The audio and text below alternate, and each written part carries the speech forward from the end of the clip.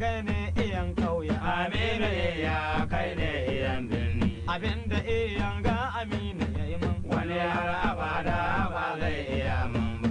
Abinda iyan ga Aminu ya yi min. Wani har abada ba zai iya min ba. Ranar naɗin Alhaji Shehu Musa, mai janar Shehu ya adowa, Alhaji Shehu da ya yi tafi da. Aminu iyan mu ya banda nan kaya. Ya kara ya banda nan kudi. Ya ɗauki kayan naira 1500. To su iya ranar yanzu ba masu ya ɗauki shogu ya kala ba ne ya.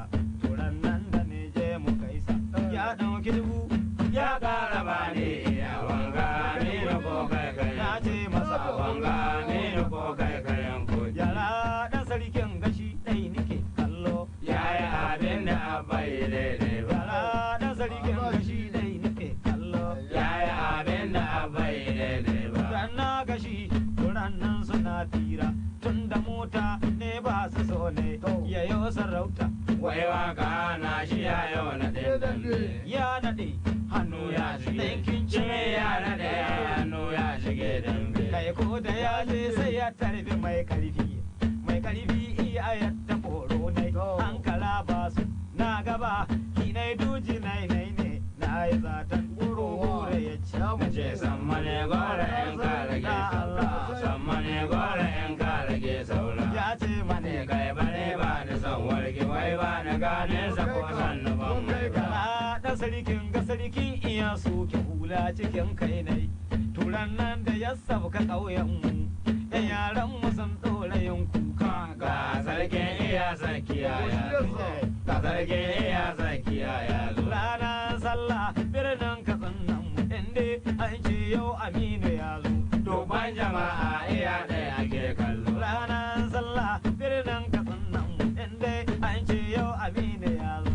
Dubban jama'a iya ɗaya ake kallo. Su yaran shi sarki Aminu sun yi shiga su irin ta kaboyi.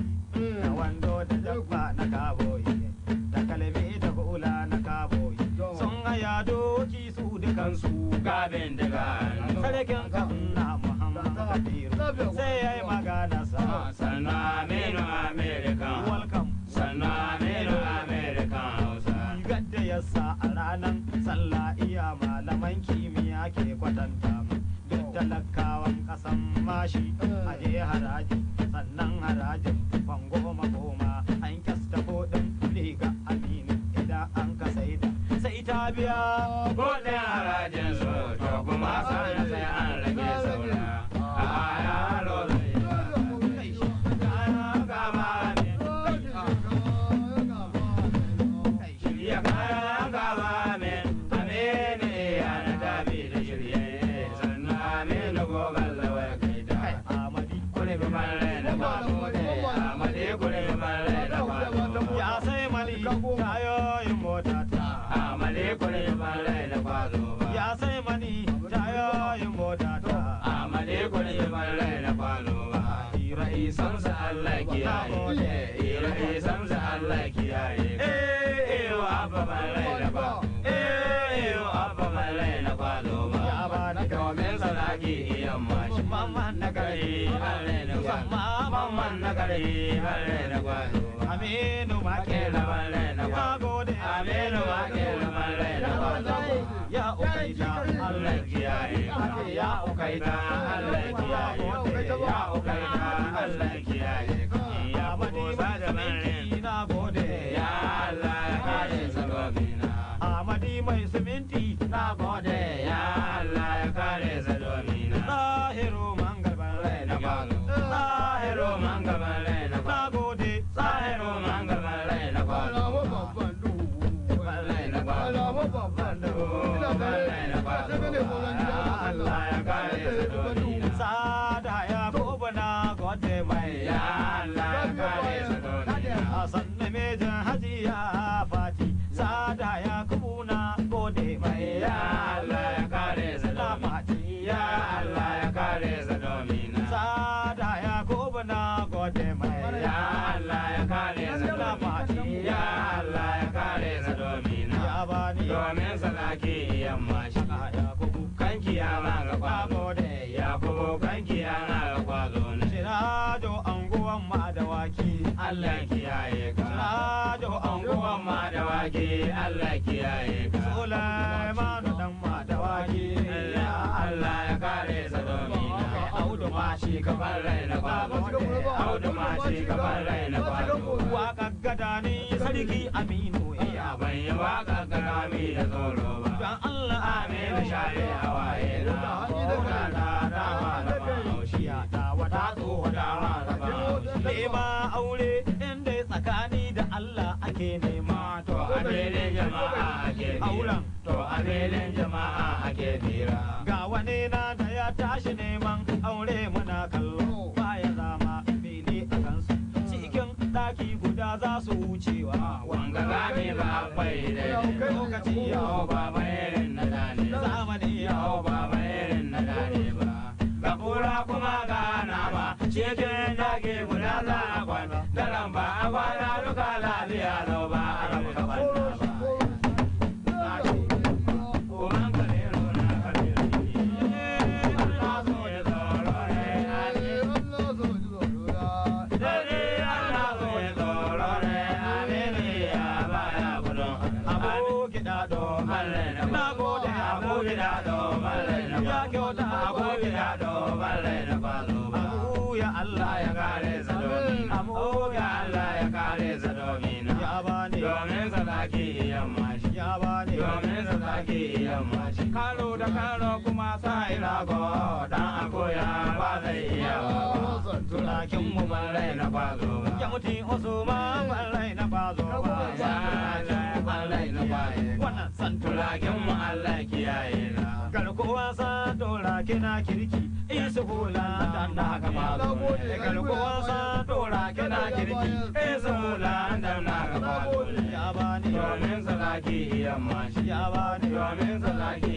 yamma shi ne tashi maskari birni ni da yarana musamman mu canza da yan bana yan gabalan mu dan sa da yan gaisa to daga nan sai in wuce birni in ga ta biya da nar masoyina in ga baban mu mamman lawal kai to daga nan sai in wuce mashi in gara mene ya banda min to daga nan sai in wuce mashi in ga mene ya banda min kodi ina samu ya rage dan mu zan ina samu ya rage dan mu zan dawo ya ci banza zaki yamma shi uban kabiru na kabiru shirye amene iya kai ne iyan kauya amene iya kai ne iyan birni ya birni suke hadi kullum kai dabta amene jimso shi ne yazo da amene jimso shi ne yazo ya ci banza zaki yamma shi uban kabiru na kabiru shirye Shirajo rawa yau na ga kwazo ne ya Allah ya kare sa Shirajo ya Allah ya kare sa domina Audun lafi dan falkarin sani ya Allah ya kare sa domina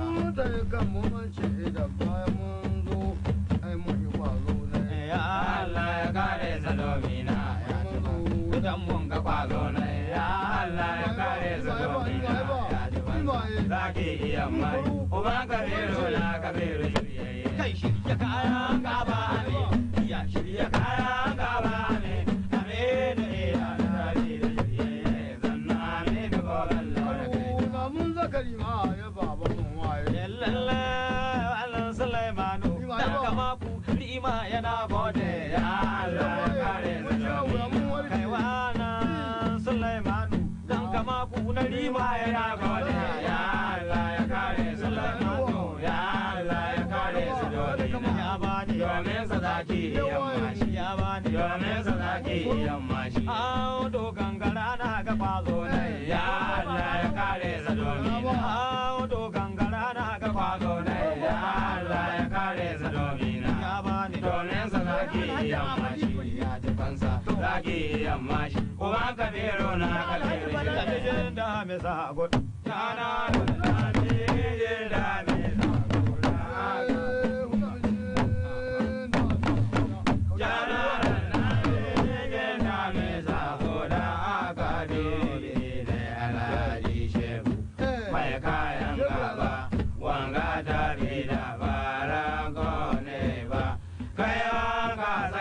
ba su ne ba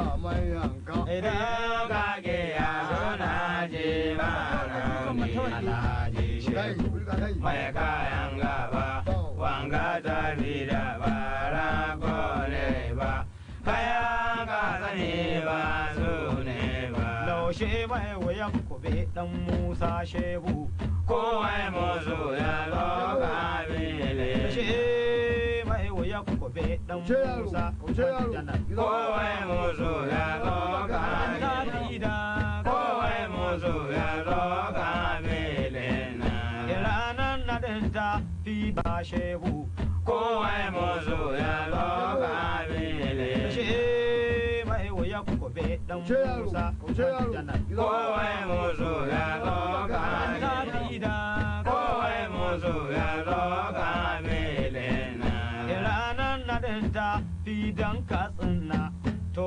ni alhaji mamada ba wa kaura shehu kudi da rigo na doka na amban kode da rego na doka na ranar na din sashe o maza ranar na din sashe o maza gaba na ji shehu mai kayan gaba wanga ta fi da bara gone ba kaya ka sani ba su ne ba lokacin yana aikin soja kai na je bai ji tsoron manjo yaji janar a lokacin yana aikin soja kai na je bai ji tsoron yaji arena sun shawo ya sadan ba wai arena sun shawo ya sadan ba wai halibi guda nubu ya ka halibewa halibin gana ka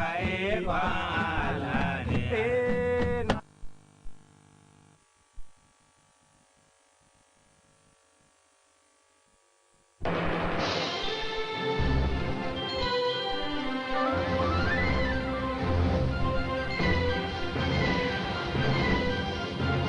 You are watching KTTV, Katsina State Television.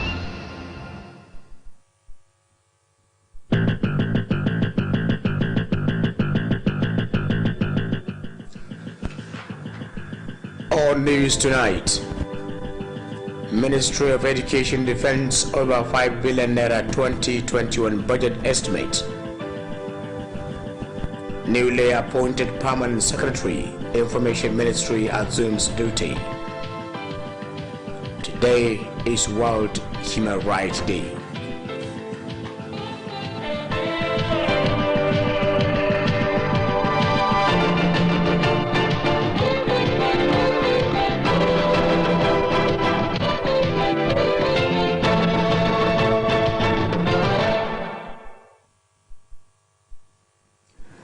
Hello viewers, a very good evening to you and thanks for joining us on News Tonight. My name is Musa Usman. For more news and programs, visit www.kttv.com. Download our Android app on Play Store, KTTV Katsina. Facebook page, Katsina State Television Service. For live news, subscribe KTTV YouTube channel, Katsina State Television Service.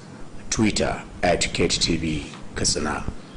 Viewers can watch and read more KTTV news as well as the station's programs by visiting www.kttv.com. You can also download our Android app on Play Store by searching KTTV Katsina. As for watching the station's live news, subscribe to our YouTube channel, Katsina State Television Service. Viewers can visit KTTV Facebook by Viewers can visit KTTV Facebook page by simply logging Katsina State Television Service or on Twitter @KTTV Katsina. Katsina State Ministry of Education has depended over 5.7 billion naira capital estimate for the 2021 fiscal year before the Joint Appropriation and Education Committee of the State House of Assembly.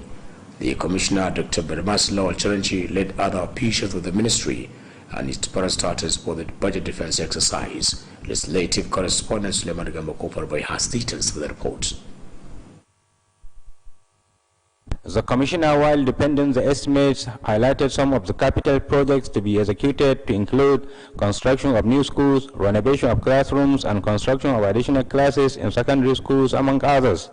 Similarly, the State Universal Education Board, led by its chairman Alhaji Lal Bahari Daura, has depended capital estimate of over 5.5 billion naira for 2021 financial year. Agency for Mass Education also depended about 80 million naira capital proposal for the year 2021. The Vice Chairman of the House Committee on Education, Alhaji Mustafa Yusuf, who presented the Ministry of Education and its predecessor for the defense, solicited for the support and cooperation of the House. Meanwhile, Community and Social Development Agency has depended over 1.6 billion naira estimate for 2021 fiscal year. Sustainable Development Goals in Inspired presented 600 million naira estimate for the 2021 financial year. Permanent Secretary, while depending the estimate, explained that 300 million naira is internal received from Abuja Office of Sustainable Development Goals, while the other 300 naira is the state counterpart funds for these sustainable development projects. The chairman of the House Committee on Special Services, Alhaji Gali Garba Gidan Mutum Daya, who presented the agencies under the Committee for the Defense, solicited for the support of Appropriation Committee and the House for the overall development of the state. From Katsina State House of Assembly, Suleiman Gambako Farbai reporting. The chairman of Katsina State House of Assembly Committee on Higher Education, Alhaji Shamsuddin Abubakar Dabai, has requested for the additional budgetary provision to cater for the take-up of proposed Faculty of Medicine at Umar Musa Yar'Adua University, Katsina. Alhaji Shamsuddin Abubakar Dabai made the request when he presented the Department of Higher Education and the state-owned tertiary institutions for the Budget Defense before Appropriation Committee Chairman. Legislative correspondent Suleiman Gambako Farbai has details. The House Committee Chairman on Higher Education, Alhaji Shamsuddin Abubakar Dabai, explained that additional budgetary provision will pave way for the smooth facilitation of converting Federal Medical Center Katsina into Umar Musa Yar'Adua Teaching Hospital. The Vice Chairman of the House Committee on Appropriation, Alhaji Ibrahim Umar Duko, commended Umar Musa Yar'Adua University and Hassan Usman Katsina Polytechnic for meeting their 2020 revenue target and expressed the hope that the take-up of Faculty of Medicine and that of Agriculture in Umar Musa Yar'Adua University will contribute toward the development of the state. During the exercise, the Special Advisor on Higher Education, Malam Bashir Usman Rongodia, led other officials in defending over 2.3 billion naira budgetary estimate for 2021 fiscal year. Malam Bashir Rongodia explained that there are many plans of additional courses in the state-owned tertiary institutions, which requires additional structures and expansion of the existing ones, as well as recruitment of more staff. Hassan Usman Katsina Polytechnic, led by the Rector Dr. Ibrahim Mudi Kurpi, in his part presented 355 million naira capital estimates. Similarly, the provost of Yusuf Bala Usman College, Daura, Professor Sadia Sani, has depended over 766 million naira capital estimates. In his submission, Isa Keta College of Education depended about 275 million naira as capital estimate for 2021 fiscal year. Umar Musa Yar'Adua University, on the other hand, presented before the Joint Appropriation and Education Committee the sum of 1,335 million naira capital estimates. In the meantime, Katsina State Scholarship Trust Fund has over 771 million naira budgetary estimate for 2021 financial year. From Katsina State House of Assembly, Suleiman Gambako Farbai reporting. The Secretary to the Government of the State, Alhaji Mustafa Mohammed Inua, has flagged off a sensitization campaign on enumeration area demarcation phase 11 for the forthcoming national census. The occasion, held at the conference hall of the Local Government Service Commission, was attended by officials of National Population Commission, traditional institutions, religious leaders, and other stakeholders. Correspondent Usman Salisu has details of the report. Declaring the sensitization, often the Secretary to the Government of the State, who is also the Chairman, Mobilization and Technical Committee on National Population and Housing Census, said the State Government is making all the necessary efforts to ensure the success of enumeration area demarcation exercise in the state. Dr. Mustafa Muhammad Inwa, represented by the former State Director of National Population Commission, Alhaji Jafar Abubakar Apindadi, emphasized the need for more support and cooperation between traditional institutions an official of National Population Commission to achieve the desired objectives. He called on heads of local government administration to train youth to become computer literate in their localities, saying they will be used for the exercise. The Federal Commissioner of the National Population Commission in charge of Katsina, Engineer Bala Al-Mubanye, said the enumeration area demarcation is a preparatory for the upcoming census, and the data to be gathered will be used for revenue allocation to the states. Engineer Bala Al-Mubanye, who said currently the Commission has already completed the exercise and the 9 local governments assured to put more efforts in ensuring the speedy completion of the remaining local governments. The Speaker of the State House of Assembly, Alhaji Tasu Musa Megari, represented by the member representing Upper Local Government, Alhaji Hussein Garba Kanjiba, assured the legislative arm to continue support and cooperation to ensure the success of enumeration area demarcation across the state. In their separate remarks, the State Director of National Population Commission, Alhaji Bala Merua, and State Director of National Orientation Agency, Alhaji Haya Adu, described the sensitization as timely. Other speakers at the occasion include the representatives of Minazamat al-Fitiyan al-Islam and the Jama'at al-Izalat al-Bida wa Iqamat al-Sunnah, among others. Usman Salis Gurbin Mikia, reporting for KTTV News. The newly appointed Permanent Secretary, Minister of Information, Hajia Maimuna Leko, has pledged to carry everybody along in the course of discharging her responsibilities. Hajia Maimuna Leko stated this while addressing the management staff of the ministry and chief executives of the parastatals under the ministry when she assumes duty. She appealed to all and sundry in the ministry to give her maximum support to take the ministry to greater heights. The Permanent Secretary noted that no establishment world over can achieve success without the support and cooperation of all staff.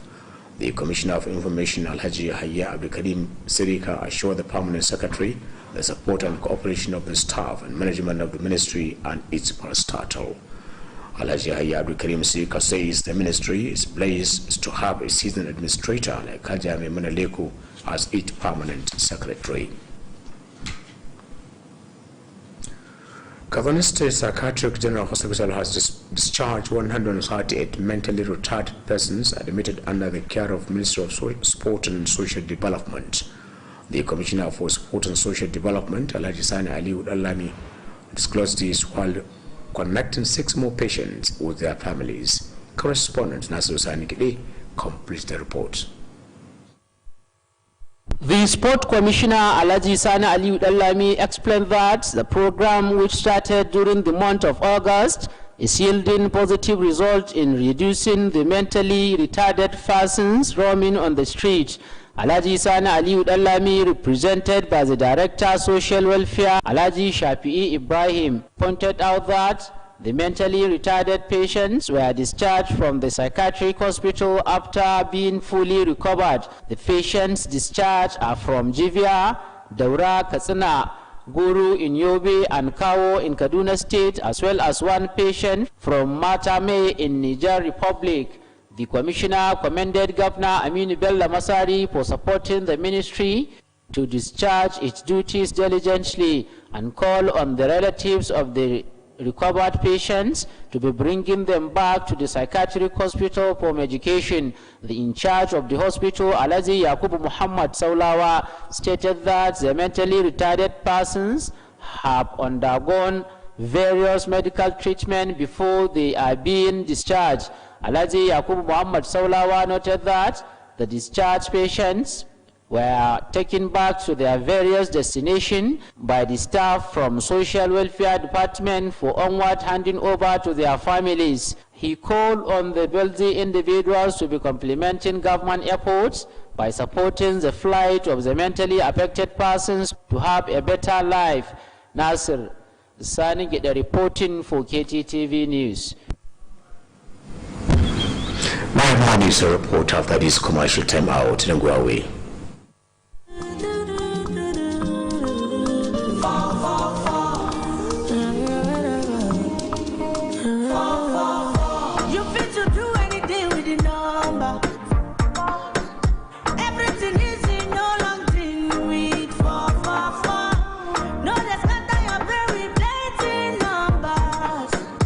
I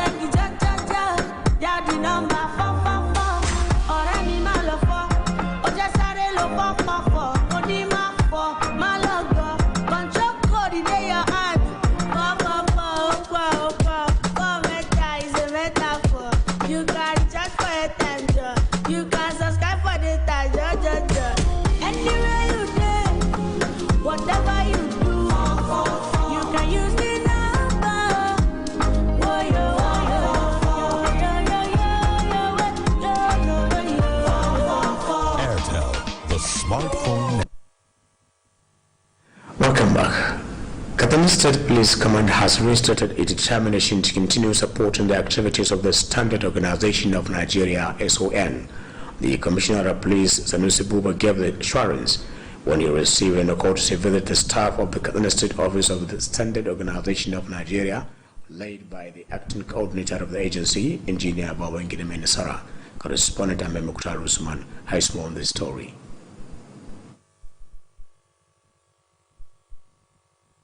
The Police Commissioner Sanusi Buba expressed delight over the visit, saying the Nigeria Police and the Standard Organization of Nigeria are partners in progress. CP Sanusi Buba pointed out that the increasing rate of substandard products in Nigeria is becoming a thing of worrisome. Hence, the need for more commitment by the Standard Organization of Nigeria to address the problem. He assured that the command is always ready to provide its men to the state office of the organization whenever it plans to embark on enforcement exercise. The police commissioner lamented over the attitude of some companies for not cooperating with the agency in ensuring standard quality product, which according to him is against the law. He stressed the need for more sensitization of their activities through media to enable people to understand the objectives of establishing the organization. Earlier, the acting coordinator of the agency in Katsina State, Engineer Babangida Menesara, said they were at the command to seek for more collaboration between the two organizations. Engineer Babangida Menesara spoke at length on the activities of the organization to include enforcement and compliance, market surveillance, as well as response to customers' complaints, while appreciating the warm reception accorded to them by the police commissioner. The acting coordinator called for more support to their activities. Ahmad Mukhtar Usman reporting for KTTV News. Today is World International Human Rights Day. The 10th of December every year is set aside by the United Nations to serve as International Human Rights Day. In Katsina State, the National Human Rights Commission has joined its counterpart world over to celebrate the day. Correspondent Hasana Amin Molumpashi has the rest of the story.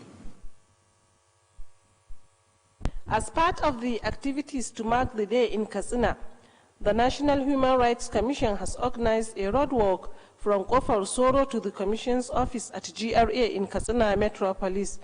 The road walk, which was led by the State Coordinator of the Commission, Barrister Adamu Umar Kasim, comprises members of the civil society organizations, security agencies, and staff and management of the Human Rights Commission. Shortly after the road walk, the Executive Secretary, National Human Rights Commission, Tony Ojuku, represented by the Coordinator, National Human Rights Commission, Barrister Adamu Umar Kasim, said the day constitutes an opportunity to reaffirm the importance of human rights in rebuilding any nation. Mr. Tony Ojuku stressed the need for global solidarity as well as our interconnectedness and shared humanity. He enjoins all stakeholders to make concerted effort to join the rest of the world to end discrimination of any kind, address inequalities, end sexual and gender-based violence, as well as encourage participation and solidarity to move the nation forward.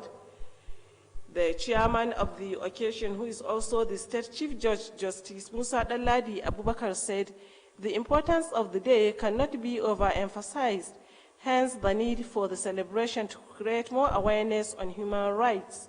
Justice Musa Dalladi said the establishment of Human Rights Commission is a great development to the nation, which enshrines everyone to protect other persons' rights, especially women, girls, and the vulnerable groups.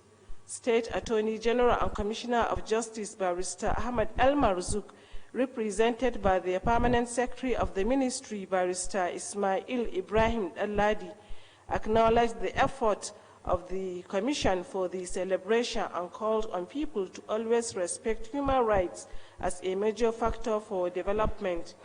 The Special Advisor, Girl Child Education and Child Development, Hajia Amina Dawal Dauda, called on all and sundry to put hands on deck in fighting violence against women and girls, rape, and gender inequality.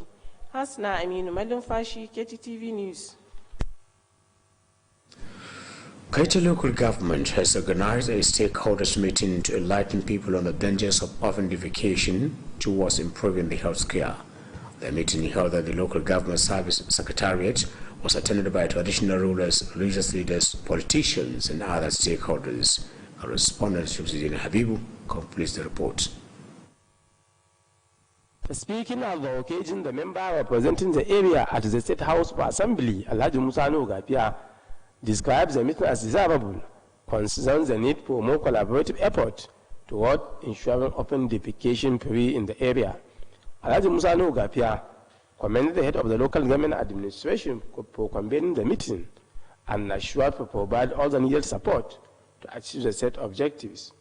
The lawmaker, who is also the chairman House Committee on Water Resources, promised to work closely with the relevant stakeholders to address the menace of orphan defecation.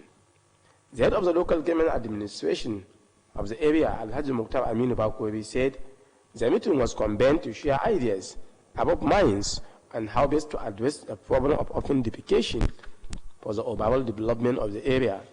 Alhaji Mukhtar Aminu Bakori decries the non-validation of the Kaita local government during the last project and assured to provide all the necessary support and cooperation to achieve the desired success. The head of local government administration called on people of the area to support any program aimed at improving the healthcare delivery of the people. He debunked the rumor being circulated that the state government released some money for the construction of the health clinic and called for more prayers of Allah's guidance to leaders. The Director of Water and Sanitation Department of the area, Alhaji Hassan Mamman, spoke on the challenges being encountered on the effort to ensure open defecation free by the UNICEF. According to him, the local government is given another chance to participate among the 5 local government areas and stress the need for more concerted effort to ensure open defecation free status.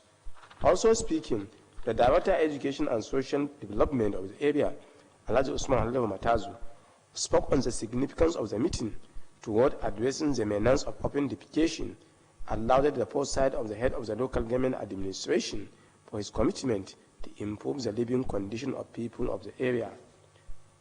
In their support remarks, the chief imam of Tariqa and Izala of the area, Malam Musa Fadankama and Malam Muntari, spoke extensively on the need for Muslims to ensure personal and environmental hygiene. Other speakers at the occasion include the representative of Buwasa, UNICEF, and that of Sarkin Sulabahun Katsina. Shamsuddin Habib, reporting for KTTV News. The United Nations Children's Education Fund, UNICEF, in collaboration with the Katsina State Universal Basic Education Board, are currently training 700 primary school pupils under UNICEF Girl Education Project, Girls for Girls. The Civil Gender Desk Officer Hajia Hawa Mohammed Kaikai stated that the pupils were selected from 50 primary schools in 3 local government areas of the state.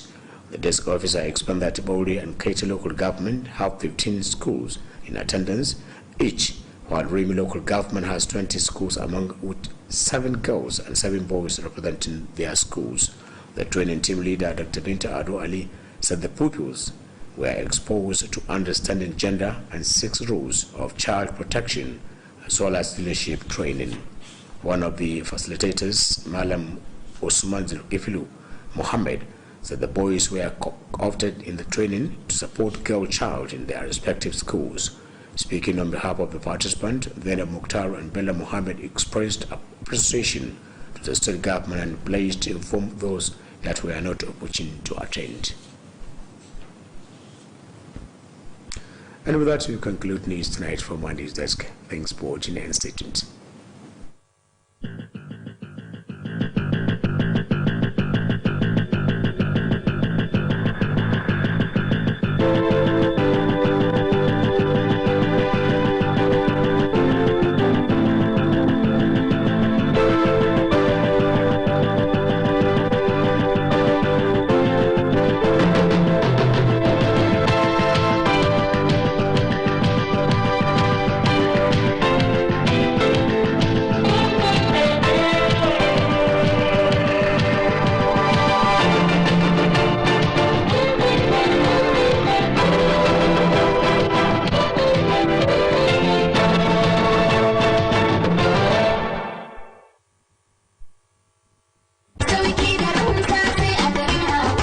House Katsina, cibiyar kasuwanci mai tafiya daidai da zamani. An kawo atamfofi manya da ƙanana, ga lesussuka da material, akwai kuma shadda trouser, ga bangaren jukkuna da takalma na mata da na maza, akwatunan turoli, kayan yara 'yan kanti, takalman mata manya da ƙanana, akwai kuma dogayen riguna na mata 'yan kwalisa, akwai shagon waya salula da kayanta, nau'in wayoyin Android da masu malatsai na zamani, ga kuma bangaren kayan dinki, sayan ɗaya ko sari, nau'in zarurruka da zubzub, akwai kuma zaren ulu da mata masu aikin saka. Mu leƙa bangaren kayan kicin, za ku ga kuloli da plate da duk wani nau'in kayan kicin ana saidawa. Akwai bangaren awarwaro 'yan kunna da sarka, ga kuma bangaren kayan kamshi nau'i kala-kala. Greenhouse Katsina sun kuma kawo kayan electronics, za ku samu manya da ƙananan fridge, ga kuma TV plasma, generators da fankoki masu ɗaukar caji. Greenhouse Katsina suna nan a titin IBB daura da tsohuwar information daga tsallaken yamma a nan birnin Katsina.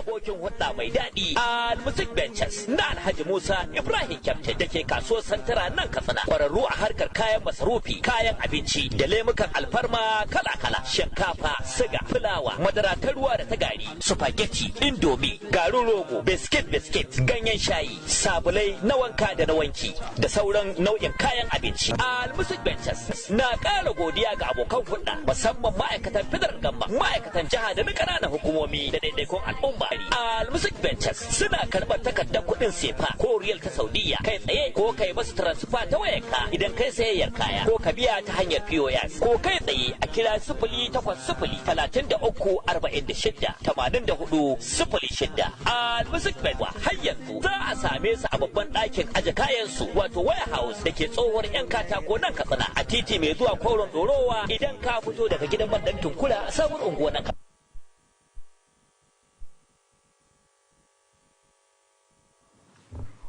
The management of Katsina State Salabudin is happy to announce that following the ongoing repairs at the station as a result of thunder strike experienced in September, normal evening and morning transmissions have been resumed from Monday 7th December 2020. Similarly, as part of the achievement being recorded on the repairs, viewers all over the globe can read and watch KTV programs as well as live news by simply logging the followings. Visiting KTV website www.ktvkatsina.com. Download KTV Android application on Play Store by logging KTV Katsina. Visiting KTV Facebook page, Katsina State Television Service. Subscribing to KTV YouTube channel, Katsina State Television Service. Twitter @KTV Katsina. Signed, Tanigraba Kunungapa, General Manager, Katsina State Television.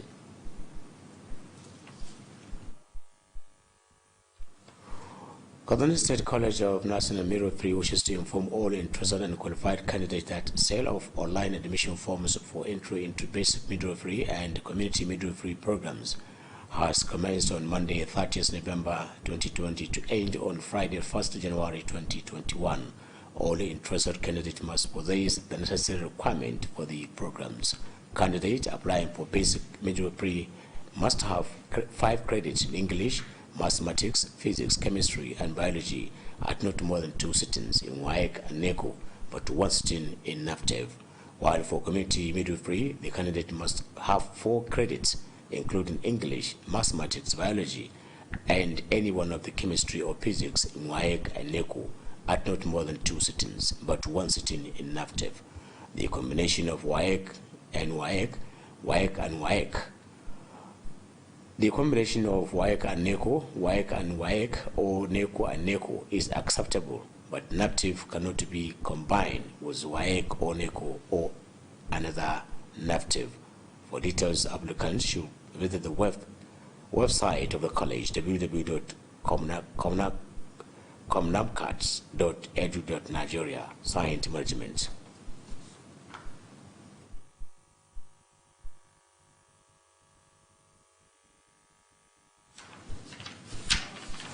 Hukumar gudanarwar gidan talabijin jihar Katsina na farin cikin shaida maɗimbin masu kallon ta cewa a sakamakon ci gaban da aka samu wajen gyare-gyaren da gwamnatin jihar Katsina ke yi na kayayyakin da suka lalace da aka sami lambarin wato tsawa a lokacin da ake ruwan sama a watan Satumba.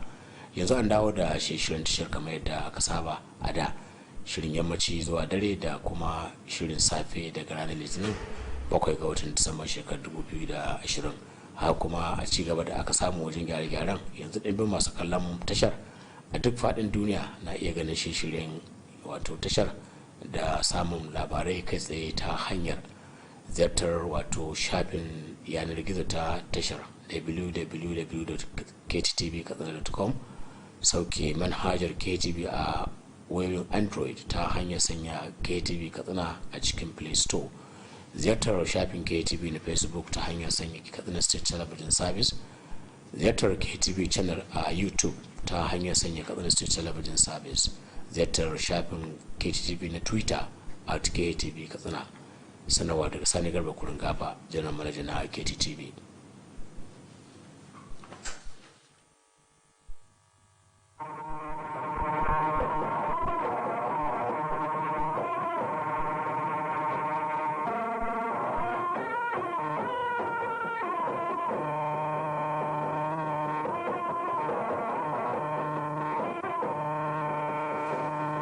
A labaran na daren yau, ma'aikatar ilimi ta kare kasafin kuɗi na sama da naira biliyan 5 na shekarar 2021. Sabuwar babbar sakatariyar ma'aikatar yada labarai ta kama aiki. Yau ce ranar kare haƙƙin bil'adama ta duniya.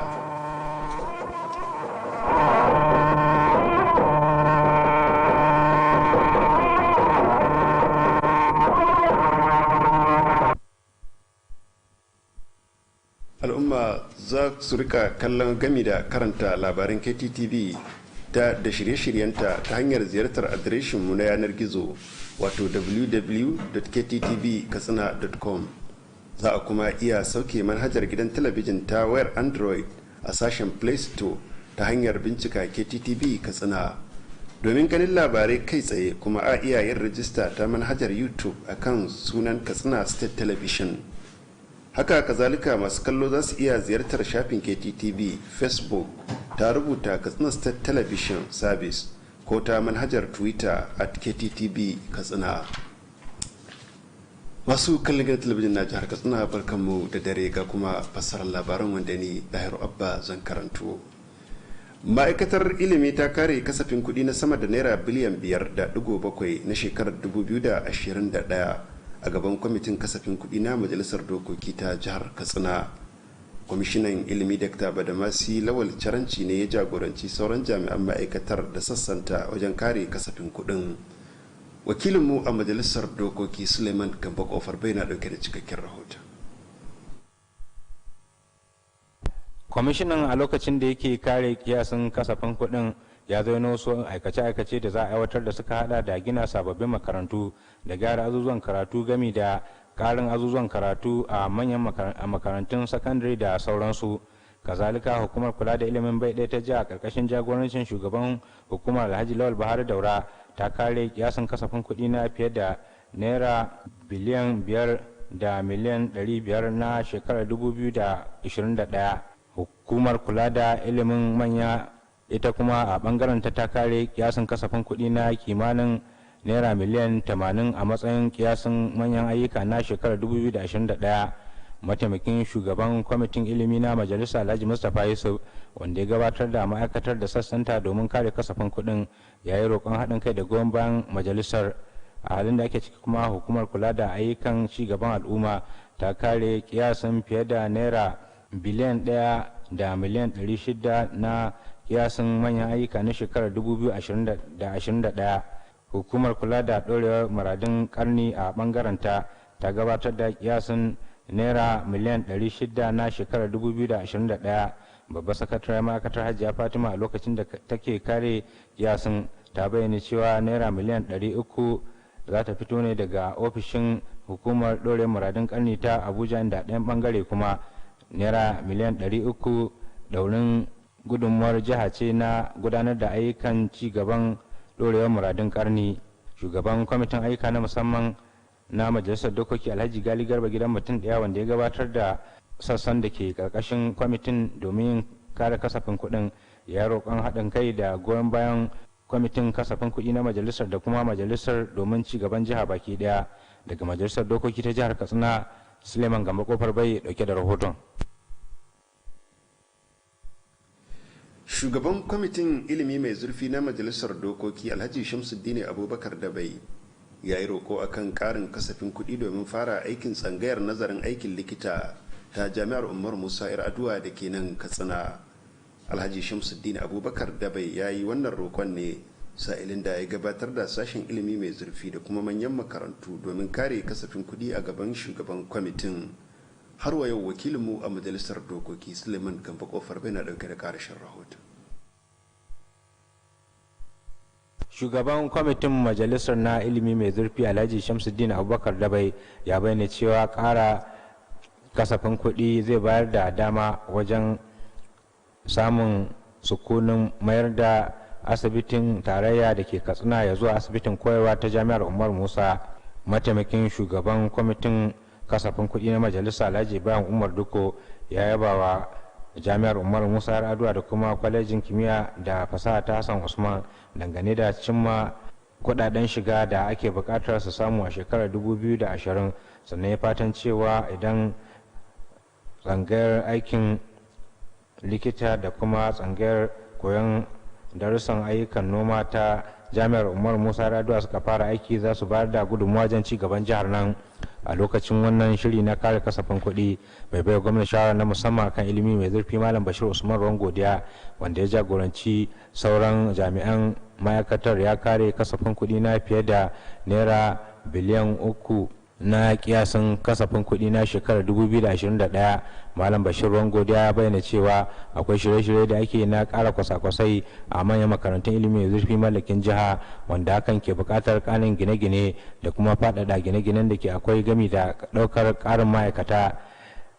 Kwalejin kimiyya da fasaha ta Hassan Usman da ke Katsina a ƙarƙashin jagorancin shugabanta Dr. Ibrahim Mudi Kurfi a bangaren ta kare kasafin kuɗi na manyan ayyuka na kiyasin miliyan 350. Kazalika shugabar kwalejin Bala Usman da ke Daura Farfesa Sadiya Sani ta kare fiye da naira miliyan 766 a matsayin kiyasin manyan ayyuka na makarantar a shekara mai zuwa. A bangaren ta kuwa kwalejin ilimi ta Isa Kaita da ke Katsina ta kare kimanin naira miliyan 275 a matsayin kiyasinta na shekarar 2021. Jami'ar Umar Musa Yar'adua bangaren ta kuwa ta gabatar da kiyasin kasafin kuɗi na fiye da naira biliyan 1 da miliyan 335 a matsayin kiyasinta na shekarar 2021. A halin da ake ci kuma hukumar samar da tallafin karatu ta jiha ta gabatar da kiyasin fiye da naira miliyan 771 a matsayin kiyasinta na shekarar 2021. Daga majalisar dokoki ta jihar Katsina, Suleiman Gamba Kofar Bai dauke da rahoton. Sakataren gwamnatin jiha Alhaji Mustapha Muhammad Inuwa ya kaddamar da gangamin wayar da kai akan shata iyakoki kashi na 11 domin shirin kidaya na ƙasa da za a yi nan gaba. Bikin wanda ya gudana a ɗakin taro na hukumar kula da ƙananan hukumomi ya samu halartar jami'an hukumar kidaya ta ƙasa, masu riƙe da sarautun gargajiya, malaman addini da sauran masu ruwa da tsaki. Wakilinmu Usman Salisu na ɗauke da ƙarshen rahoton. Da yake kaddamar da buɗe gangamin wayar da kan sakataren gwamnatin jihar Katsina wanda kuma shine shugaban kwamitin wayarwa al'umma kai da kwamitin ƙwararru akan kidayar al'umma da gidaje, ya bayyana cewa gwamnatin jihar Katsina na yin dukkanin kokarin da ya kamata ta yi domin tabbatar da samun nasarar shirin shata iyako na gundumomi a jihar nan. Dr. Mustapha Muhammad Inuwa wanda ya samu kilcin tsohon shugaban hukumar kidaya ta ƙasa da ke jihar nan Alhaji Jafaru Abubakar Rafin Daɗi ya da buƙatar goyon baya da haɗin kai tsakanin masu riƙe da sarautun gargajiya da jami'an hukumar kidaya ta ƙasa domin cimma manufofi. Ya yi kira ga shugabannin mulki na ƙananan hukumomi da su horas da matasa su zama masu ilimin na'ura mai ƙwaƙwalwa a yankunan su domin za a yi amfani da su don yin aikin shata iyakokin. Kwamishinan tarayya na hukumar kidaya ta ƙasa mai kula da Katsina injiniya Bala Almubanye ya bayyana cewa shirin shata iyakoki na gundumomi wani shirye-shirye ne na kidar al'umma, inda ya kara da cewa bayanan da aka samu su za a yi amfani da su wajen raba ɗauri na ƙasa. Injiniya Bala Almubanye, wanda ya bayyana cewa a halin yanzu hukumar ta kammala aikin shata iyakoki a ƙananan hukumomi 9 a jihar nan, ya ba tabbacin ƙarin azama domin tabbatar da an kammala sauran ƙananan hukumomin.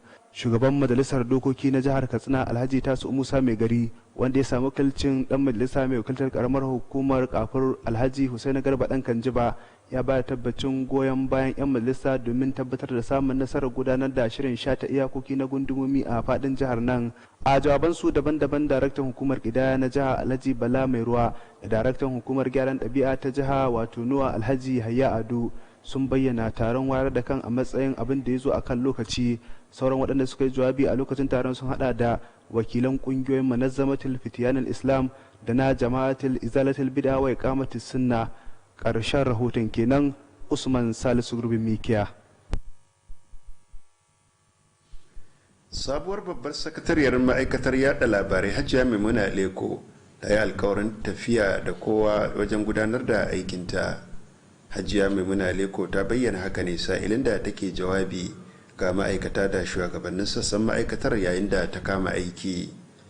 Ta yi roƙo ga dukkan ma'aikatan ma'aikatar da su ba ta goyon bayan da ya dace domin ciyar da ma'aikatar gaba. Babbar sakatariyar ta yi nuni da cewa babu ma'aikatar da za ta ci gaba sai da goyon baya da tallafin ma'aikatanta. Kwamishinan yaɗa labarai Alhaji Abdulkarim Yahaya Sirika ya bayar da tabbacinsa na baiwa babbar sakatariyar goyon bayan ma'aikata da sassan ma'aikatar. Alhaji Abdulkarim Yahaya Sirika ya ce samun Hajiya Maimuna Leko a matsayin babbar sakatariya abu ne mai matukar muhimmanci.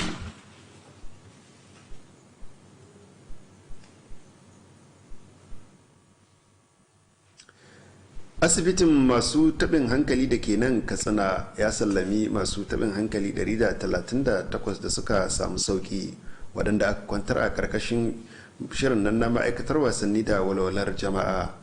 Kwamishinan wasanni da walwalar jama'a Alhaji Sani Ali Dallami ne ya bayyana haka sa'ilin da yake hada marasa lafiya 6 da 'yan uwansu. Wakilinmu Nasiru Sani Gide na ɗauke da cikakken rahoton. Da yake magantawa, kwamishinan harkokin wasanni Alhaji Sani Aliyu Dallami ya bayyana cewa wannan shiri da aka fara shi a watan Agusta na haifar da ɗa mai ido don rage yawaitar masu taɓin hankali da ke yawo bisa titunan jihar nan. Alhaji Sani Aliyu Dallami, wanda ya samu wakilcin daraktan sashen walwala na ma'aikatar Alhaji Shafi Ibrahim, ya bayyana cewa waɗanda aka sallaman sun samu kyakkyawar kulawa, wanda ya nuna cewa sun warke daga matsalar da suke tare da ita. Waɗanda aka sallamar sun fito ne daga ƙaramar hukumar Jibiya da Daura da kuma ƙaramar hukumar Katsina. Wata ta fito daga garin Guru na jihar Yobe, da ɗaya daga Kawo ta jihar Kaduna, gami da ɗaya daga garin Mata Mai da ke a jamhuriyar Nijar. Kwamishinan ya yaba wa kokarin gwamna Aminu Bello Masari dangane da goyon baya da yake baiwa ma'aikatar domin sauke nauyin da ya rataye kanta. Ya yi kuma kira ga 'yan uwan waɗannan marasa lafiya da su dinga maido su asibiti akai-akai domin karɓar magani. Shugaban kula da gudanarwar asibitin Alhaji Yakubu Muhammad Saulawa ya bayyana cewa waɗanda aka sallamar an masu gwaje-gwaje daban-daban, wanda ya tabbatar da cewa sun warke daga taɓin hankalin da suke fama da shi. Alhaji Yakubu Muhammad Saulawa ya kuma bayyana cewa waɗanda aka sallaman an tura su ya zuwa garuruwansu, wanda ma'aikata daga sashen walwala da jin daɗi na al'umma suka tafi da su domin hannanta su ga iyalansu. Ya yi kira ga masu hannu da shuni da su mara ma ƙoƙarin gwamnati baya wurin ci gaba da taimakon rayuwar waɗanda ke da cutar taɓin hankali domin su samu rayuwa mai inganci. Ƙarshen rahoton kenan. Nasir Sani Gide. Rundunar 'yan sanda ta jihar Katsina ta jaddada kudurinta na ci gaba da tallafa ma'aikace-aikacen hukumar kula da ingancin kayayyaki ta Najeriya. Kwamishinan 'yan sanda Sanusi Buba ne ya bayar da tabbacin sa'ilin da ya karbi ma'aikatan ofishin hukumar da ke jihar Katsina a lokacin da suka kai masa ziyara a karkashin jagorancin mai rikon mukamin jami'in hukumar injiniya Babangida Mai Nasara. Wakilinmu Ahmad Muktar Uthman na dauke da cigaban rahoton. Kwamishinan 'yan sandan Sanusi Buba ya bayyana jin daɗin shi akan wannan ziyara, sai ya bayyana cewa hukumar 'yan sanda da kuma wannan hukuma ta tabbatar da ingancin kayayyaki aminan huɗa ne ta fuskar kawo ci gaba. CP Sanusi Buba ya yi nuni da cewa karuwar kayayyakin da ba su da nagarta a ƙasar nan yana kasancewa wani babban abin damuwa, a sabili da haka akwai buƙatar ƙarin jajircewa ta ɓangaren wannan hukuma domin shawo kan wannan matsala. Ya sha alwashin cewa rundunar 'yan sandan ta jihar Katsina a shirye take ta samar da jami'anta ga ofishin wannan hukuma a duk lokacin da suka ƙudiri niyyar gudanar da shiri na tabbatar da al'umma sun bi ingancin kayayyaki. Kwamishinan 'yan sandan ya kuma nuna rashin jin daɗi akan halayyar wasu kamfanoni na rashin bayar da haɗin kai ga wannan hukuma ta fuskar tabbatar da ingancin kayayyaki, wanda a cewar shi bai yi daidai da doka ba. Ya jaddada buƙatar da ke akwai na ƙara jajircewa ta fuskar wayar da kan jama'a akan aikace-aikacen wannan hukuma ta hanyar kafafen yada labaru domin tabbatar da al'umma sun fahimci makasudin kafa hukumar. Tun da farko mukaddashin shugaban hukumar na jihar Katsina injiniya Babangida Mai Nasara ya bayyana cewa sun ziyarci rundunar 'yan sandan ta jihar Katsina ne domin neman ƙarin goyon baya da kuma haɗin gwiwa a tsakanin hukumomin guda biyu domin tabbatar da an cimma nasara bisa ga dalilin kafa hukumar ta tabbatar da ingancin kayayyaki. Injiniya Babangida Mai Nasara ya yi magana mai tsawo akan aikace-aikacen wannan hukuma, waɗanda suka hada da tabbatar da kamfanoni sun inganta kayayyakinsu tare da ziyartar kasuwanni don gano kayayyakin da ba su da inganci, sai kuma bayar da kulawar da ta dace ga korafe-korafen aminan hudar kamfanoni. A sa'ilin da yake yabawa akan kyakkyawar tarba da kwamishinan ya yi masu, mukaddashin shugaban hukumar na jihar Katsina ya yi kira akan ƙarin goyon baya ga aikace-aikacensu. Ƙarshen rahoton kenan. Ahmad Muktar Usman. Yau ce ranar kare haƙƙin bil'adama ta duniya. Ranar 10 ga watan Disamba da kowace shekara rana ce da Majalisar Ɗinkin Duniya ta ware musamman a matsayin ranar kare haƙƙin bil'adama ta duniya. A jihar Katsina, hukumar kare haƙƙin bil'adama ta ƙasa ta bi sahun takwarorinta a faɗin duniya domin yin bikin ranar. Wakiliyarmu Hassana Aminu Malumfashi na ɗauke da cikakken rahoton. A wani bangare na gudanar da bikin wannan rana a jihar Katsina, hukumar kare haƙƙin bil'adama ta shirya tattaki wanda ya fara daga ƙofar Soro zuwa ofishin hukumar da ke GRA a nan cikin birnin Katsina.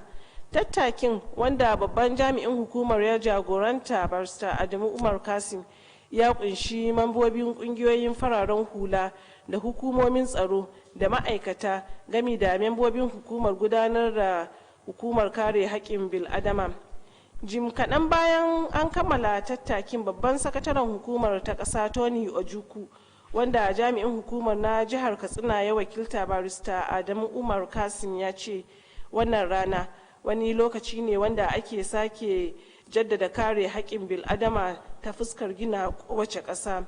Mr. Tony Ojukwu ya jaddada buƙatar da ke akwai na tabbatar da ana bayar da 'yancin da ya kamata ga bil'adama, lura da muhimmancinsa a rayuwa. Ya yi kira ga masu ruwa da tsaki akan su ƙara ƙaimi wajen haɗa hannu da sauran ƙungiyoyin duniya wajen kawo ƙarshen dukkan wani cin zarafi da rashin daidaito da yake a tsakanin jinsin bil'adama, tare da jaddada buƙatar ƙara ƙwarin gwiwa ta fuskar ba da gudunmuwa don kawo ci gaban ƙasa.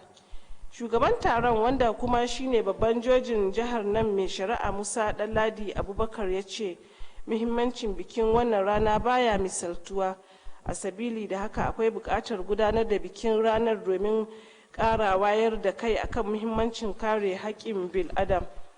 Mai shari'a Musa Ɗanladi Abubakar ya ce kafa wannan hukuma wani babban ci gaba ne ga ƙasa, na wanda abu ne da ya zamo wajibi kowa ya kare haƙƙin ɗan uwansa, musamman mata da ƙananan yara da marasa galihu. Kwamishinan shari'a na jiha Barista Ahmad El Marzuk, wanda babban sakataren ma'aikatar Barista Ismail Ibrahim Ɗanladi ya wakilta, ya yaba wa hukumar akan gudanar da bikin wannan rana, sai ya yi kira ga jama'a akan ko da yaushe su juri ɗabi'ar kare haƙƙin ɗan adam a matsayin wani mataki na kawo ci gaba. Mai ba gwamna shawara akan ilimin 'ya'ya mata da inganta rayuwarsu Hajiya Amina Lawal Dauda ta yi kira akan buƙatar da ke akwai na haɗa hannu tsakanin dukkanin al'umma don ganin an yaƙi cin zarafin mata da ƙananan yara da fyaɗe gami da batun da ya shafi rashin daidaiton jinsi. Asna Aminu Malumfashi ɗauke da rahoton. karamar hukumar kaita ta shirya taron masu ruwa da tsaki domin wayar da kan jama'a akan hadarin yin bahaya a fili domin inganta lafiya. Taron wanda ya gudana a sakatariyar karamar hukumar ya samu halartar masu rike da sarautun gargajiya, malaman addini, 'yan siyasa da sauran masu ruwa da tsaki. Wakilinmu Shamsuddin Habib na dauke da cigaban rahoton. Da yake jawabi a lokacin wannan tawa dan majalisa da ke wakiltar karamar hukumar ta kai ta a majalisar dokokin jihar Katsina Alhaji Musa Nuhu Gafiya ya bayyana wannan tawa a matsayin abin da ya dace ta la'akari da in bukatar da ke akwai na karon haɗa kai domin tabbatar da a magance wannan ɗabi'a ta yin bahaya a fili. Alhaji Musa Nuhu Gafiya ya ban kokarin shugaban sashen mulki na karamar hukumar ta kai ta bisa ga kiran wannan taron inda ya ba da tabbacin ba da dukkanin goyon baya da haɗin kan da ake samu domin a cimma nasara. Dan majalisar wanda kuma shine shugaban kwamitin da ke kula da harkokin albarkatun ruwa ya sha alwashin yin aiki kafaɗa da sauran masu fara zaki domin tabbatar da an magance wannan ɗabi'a ta yin bahaya a fili. Shugaban sashen miki na kamar hukumar ta kai ta Alhaji Muntara Aminu Bakore ya bayyana cewa an kira wannan taro ne domin tattaunawa tare da masu fara zaki akan yin buƙatar da ke akwai a magance wannan ɗabi'a ta yin bahaya a fili a lokacin faɗin karamar hukumar. Alhaji Muntara Aminu Bakore ya koka akan yadda karamar hukumar bata samu lambar yabo ba a lokacin shirin da ya gabata na fidda ƙananan hukumomi daga wannan ɗabi'a ta yin bahaya a fili, sai ba da tabbacin ba da dukkanin gwamnati da haɗin kai domin tabbatar da magance wannan matsala.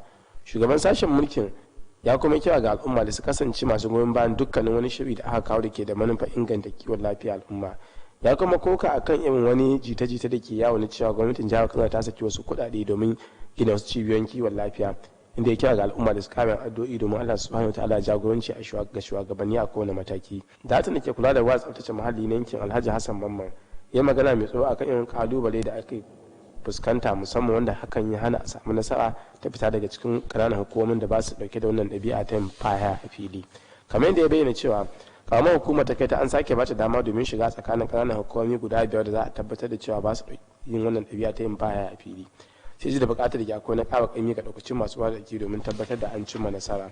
Shi ma da yake jawabi da watan da ke kula da ilimi da walwalar jama'a na karamar hukuma Alhaji Usman Halilu Matazu ya magana akan muhimmancin wannan taro wajen yin magance wannan ɗabi'a ta yin bahaya a fili, inda ba hangen nesan shugaban sashen miki na karamar hukuma bisa ga in kokarin da yake na inganta rayuwar al'ummomin yankin. A jawabansu daban-daban limamai na ƙungiyoyin izala da na ɗabi'a na yankin Malam Mustapha dan kama da kuma Malam Muntabi dukkanin sun yi magana akan addini tanadin addinin Islama da kuma buƙatar da ke akwai na al'umma da su kasance masu tsaftar jikinsu da kuma tsaftar muhalli. sauran da suka jawabi a lokacin wannan tawa sun haɗa da wakili na hukumar wasa da na unicef gami da wakilin sarkin sulubawan ƙasar da daidai sauransu. abu sha rahoton kenan Shamsu Dinabi. asusun kula da yara na majalisar ɗinkin duniya unicef haɗin gwiwa da hukumar ilimin bai ɗaya ta jiha na horar da yara 'yan firamare wani shiri na mata su koyar da mata ilimi wanda ke karkashin hukumar ta unicef. Jami'a mai kula da ilimin mata ta hukumar ilimin bai ɗaya ta jiha Hajiya Hawa'u Muhammad Kaikai ta ce ɗaliban an zaɓo su ne daga makarantun firamare 50 da ke ƙananan hukumomi 3 da ke jihar nan domin su amfana da shirin.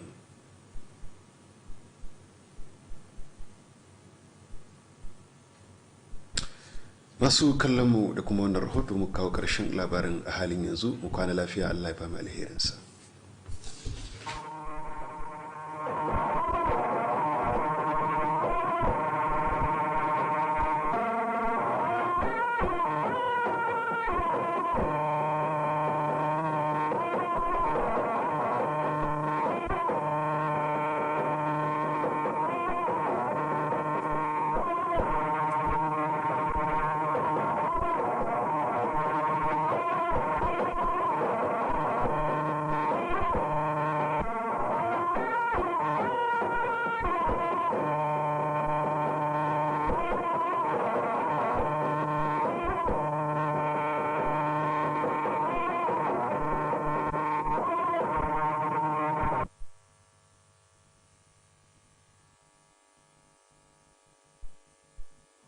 hukumar gudanarwa gidan talabijin na jihar katsina wato KTV na farin cikin shaida maɗimbin masu kallon cewa a sakamakon cigaban da aka samu wajen gyare-gyaren da gwamnatin jihar ke yi na kayayyakin da suka lalace da aka sami lamarin tsawa a lokacin da ake ruwan sama a watan satumba.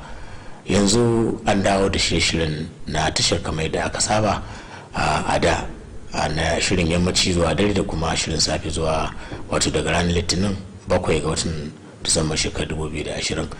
haka kuma a ci gaba da aka samu na wajen gyare-gyaren yanzu neman masu kallon tashar a duk faɗin duniya na iya ganin shirye-shiryen wato tashar da kuma samun labarai kai tsaye ta hanyar ziyartar shafin yanar gizo ta tashar www.ktv.com,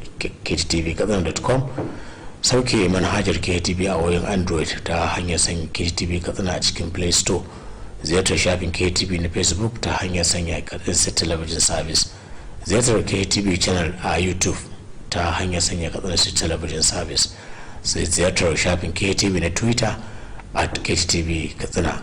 Sanarwa daga Sani Garba Kulungafa, shugaban gidan talabijin jihar Katsina.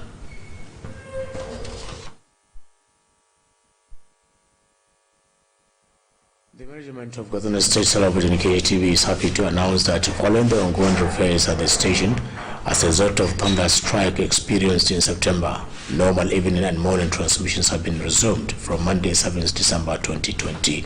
Similarly, as part of the achievement being recorded on the repairs, viewers all over the globe can read and watch KTV programs as well as live news by simply doing the followings: visiting KTV website www.ktvkatsina.com, download KTV Android application on Play Store by logging KTV Katsina, visiting KTV Facebook page Katsina State Television Service, subscribing to KTV YouTube channel Katsina State Television Service, Twitter at KTV Katsina. Signed to Sani Garba Kulungafa, General Manager, KTV.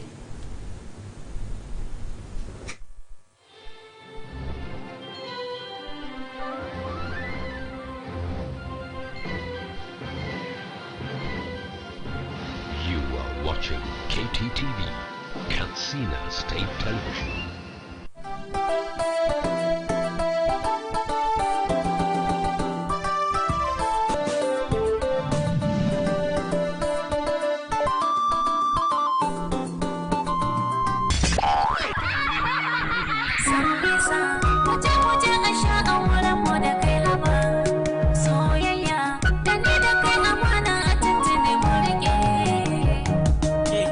Ke dena rarana. Ai bai kama da rara ba. Wannan da ka kallon kauna ne kuma ban maka dan ka ji haushi ba.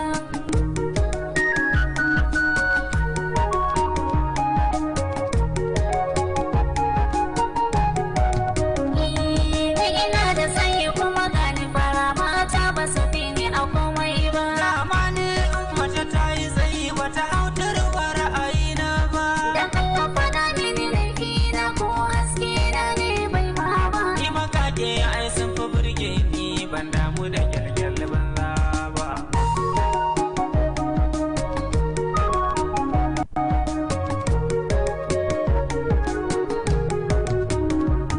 Kai ne fa kace daga inda nake sai ka je ba wani kauna ne. Jama'a ku ji mu sabon shari har ta sa na shiga alhini. Dan ka manta in tuna maka ai daga an cire shuka sira ne. Ko za ki tunani ba za na tana ba domin ni ban faɗi komai ba.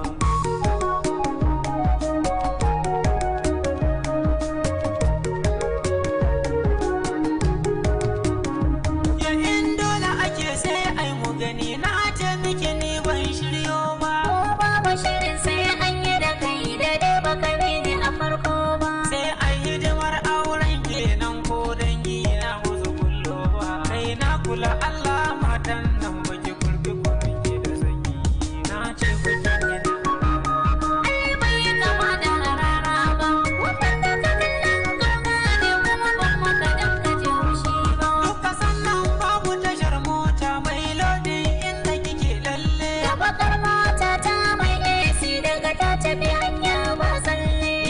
mota ba na ra'ayinta tun ran da ta kuskure musalle. Tun wale ka tashar insha Allah ba a rasa mota har can ba.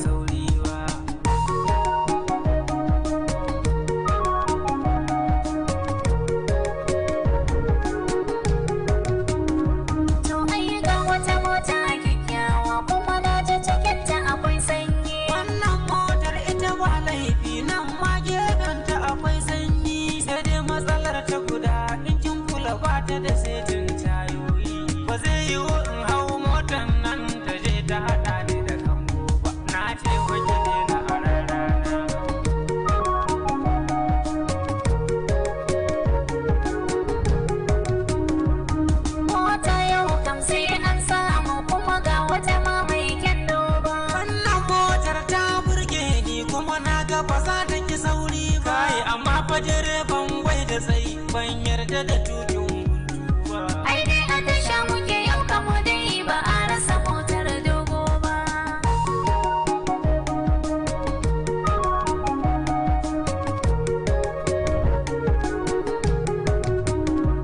Nisa inda kaman kaman yawo a nije ake ba zan canzo ba. Dama saurin girma na yi kowa ya ce ban isa aure ba. Amma haka dai zane hakuri ba zai yi in canza habibi ba. Allah manya sun fi rufin aure sai in baki tambayi mata ba. Ni baki daina hararana. Ai bai yi kama da harara ba. Wannan daga kallon kauna ne kuma ban maka dan ka ji haushi ba. Jama'a ku taimake ni don Allah wannan mijina ne.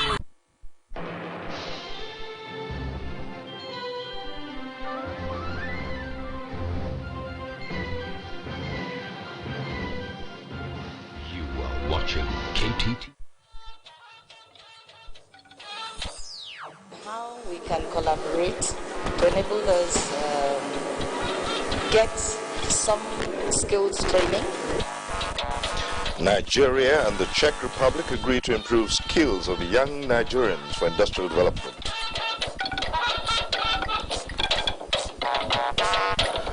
Former chairman of defunct pension reform task team Abdul Rashid Maina faints at trial in court. Nigeria is the strategic gateway for investment in Africa.